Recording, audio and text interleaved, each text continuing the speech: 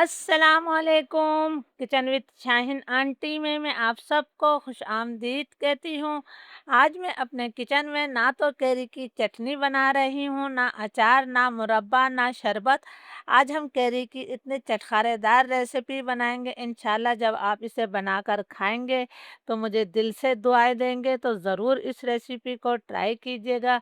इसके लिए मैंने दो बड़े साइज़ की कैरियाँ ली थी, जो कि वज़न में आधा किलो थी, और इनका छिलका उतार कर मैंने थोड़े बड़े टुकड़ों में इन्हें काट लिया है। तो चलिए इस मज़ेदार रेसिपी को बनाना शुरू करते हैं। कैरी की चटखारेदार रेसिपी बनाने के लिए मैंने आधा कप से कम तेल लिया है और तेल को मैं गरम कर लेती हूँ। तेल गरम हो गया है। मैंने 3 छोटी प्याज़ ली थी, जिन्हें मैंने बारीक स्लाइस कर लिया है। इसे हमने तेल में शामिल कर दिया है। अगर आपके पास बड़ी प्याज़ हो तो आपने 2 दरमियाने साइज़ की प्याज़ ले लेनी है। प्याज़ को मैं सिर्फ़ 2 मिनट तक फ्राई करूँगी कि प्याज़ हमारी नरम हो जाए। आपने प्याज़ को कोई कलर नहीं देना है। प्याज को मैंने 2 मिनट तक फ्राई कर लिया है। प्याज हमारी नरम हो गई है। मैंने 10-12 लहसुन की कलियां ली थी और 1 इंच अदरक का टुकड़ा। इन दोनों चीज़ों को मैंने मोटा मोटा कूट कर शामिल कर दिया है। आपने यहाँ पर अदरक लहसुन का पेस्ट इस्तेमाल नहीं करना है।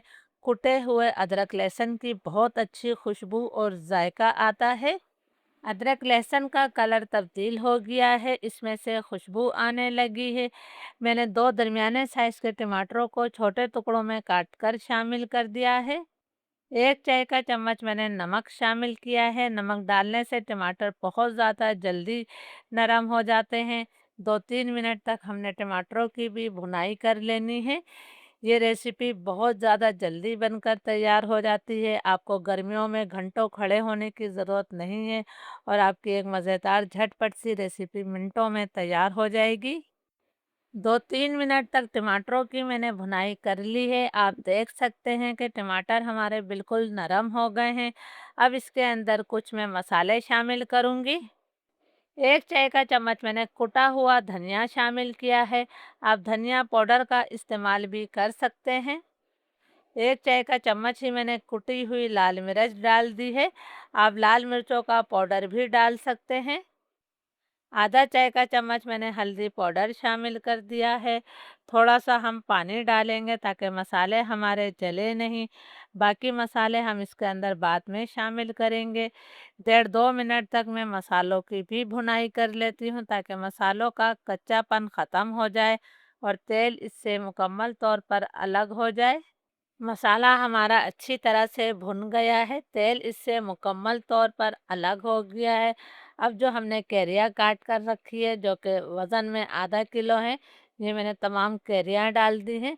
कैरी को आपने बड़े टुकड़ों में ही काटना है, छोटे टुकड़ों में मत काटिएगा। अब हमने यहाँ पर कैरी को मसाले के साथ 2 मिनट तक अच्छी तरह से भून लेना है। इस तरह हम जो कैरी की सब्ज़ी बना रहे हैं, उसका जायका कई गुना बढ़ जाएगा। प्लीज़ अगर आप लोगों को वीडियो अच्छी लग रही है तो इसे ज़्यादा से ज़्यादा लाइक और शेयर ज़रूर कीजिएगा। और आप मेरी वीडियो कहाँ से देख रहे हैं, मुझे कमेंट्स करके ज़रूर बताया करें। मुझे आपके कमेंट्स पढ़कर बहुत ज़्यादा खुशी महसूस होती है। कैरी की मैंने मसाले के साथ 2 मिनट तक अच्छी तरह से भुनाई कर ली है। अब कैरी को गलाने के लिए मैं इसके अंदर 1 कप पानी शामिल कर रही हूँ। बहुत ज़्यादा पानी मत डालिएगा क्योंकि कैरी बहुत ज़्यादा जल्दी नरम हो जाती है।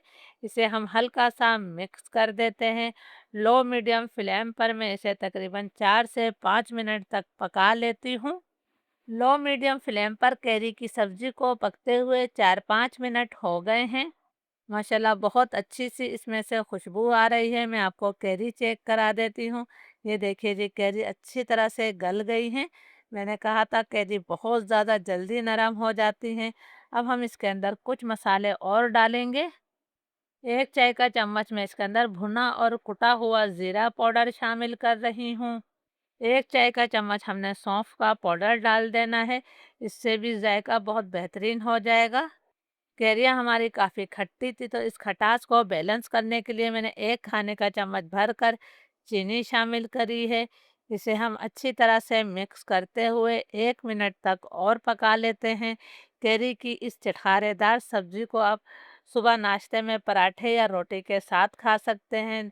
दाल चावल के साथ आप इस सब्ज़ी का इस्तेमाल कर सकते हैं। खिचड़ी के साथ भी ये सब्ज़ी बहुत मज़े की लगती है, ज़रूर बनाइएगा, इंशाल्लाह आपको बहुत पसंद आएगी। 1 डेढ़ मिनट तक मैंने इसे और पका लिया है। अब इसके जायके को बढ़ाने के लिए मैं 2-4 मोटी वाली हरी मिर्चों को काट कर शामिल कर रही हूँ। ये ज़्यादा तेज़ मिर्च नहीं है, लेकिन इसका जायका बहुत अच्छा होता है। 1 मुट्ठी हमने बारीक कटा हुआ हरा धनिया शामिल कर दिया है। इसे भी हम अच्छी तरह से मिक्स कर देते हैं। अब मैं बिल्कुल लो फ्लेम कर रही हूँ, यानी दम वाला फ्लेम, और 2 मिनट का हम इसे दम दे देंगे ताकि हरी मिर्च और हरे धनिये का भी इसमें जायका आ जाए। करी की चटपटी चटखारेदार सब्जी तैयार है। इजाज़त दीजिए, अल्लाह हाफ़िज़।